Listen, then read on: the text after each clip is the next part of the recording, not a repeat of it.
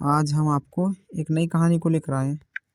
कहानी को ध्यान से सुने, अंत तक सुने, क्योंकि कहानी सुनने लायक है। कभी भी अपनी बुराई सुनकर परेशान मत होना और अपने लक्ष्य को पाने के लिए आगे ही हमेशा बढ़ते रहना। आप जानते हैं इस कहानी को, कहानी में बने रहें, कहानी को अंत तक सुने। आधा अधूरा ज्ञान किसी काम का नहीं होता। चलो कहानी को शुरू करते हैं।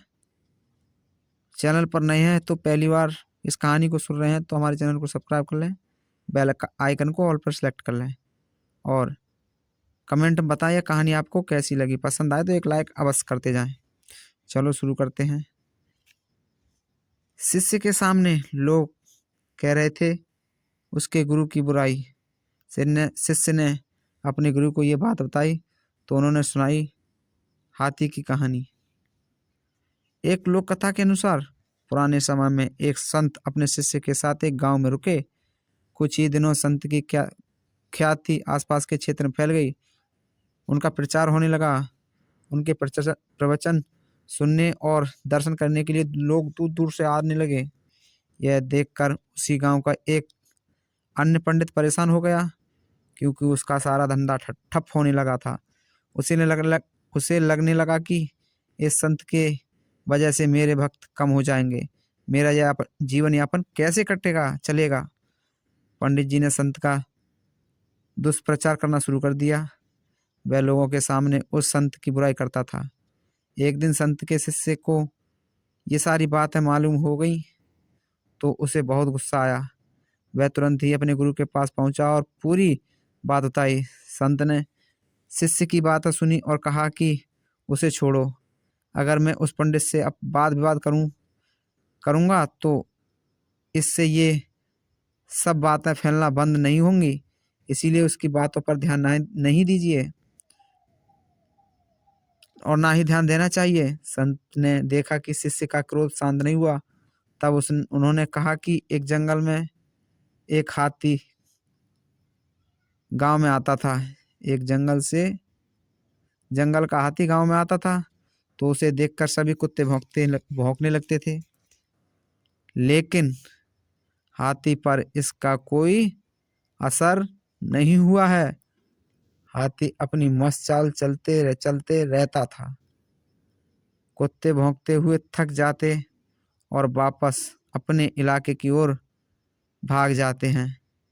हमें भी अपनी बुराइयां करने वाले लोगों के साथ इसी तरह पेश आना चाहिए। हमें सिर्फ अपना काम ईमानदारी से करना चाहिए और संत के मार्ग पर आगे बढ़ते रहना चाहिए। भक्ति के मार्ग पर हमें हमेशा चलते रहना चाहिए। हमारे अच्छे काम ही ऐसे लोगों का मुंह बंद कर सकते हैं। दोस्तों, यह थी कहानी। यह बात बिल्कुल सत्य है कि गुरु की निंदा शिष्य नहीं सुन पाता और गुरु समझदार होता है तो वो ऐसे पाठ समझा देता है कहानी के माध्यम से कि शिष्य को आगे बोलने की जरूरत नहीं रह जाती। इस कहानी में आपने देखा कि गुरु ने हाथी के माध्यम से शिष्य को समझाया और शिष्य आसानी से समझ गया। कहा कि जब रास्ते से हाथी जा रहा हो तो उस पर कितने कुत्ते भौंकते हैं और हाथी अपनी मस्त चाल से चलता है, ना डरता ना घबराता।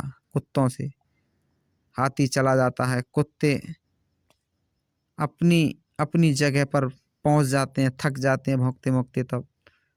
तो दोस्तों, वास्तविकता यही है कि हमें कभी भी अपने लक्ष्य को, अपनी मंजिल को नहीं छोड़ना चाहिए।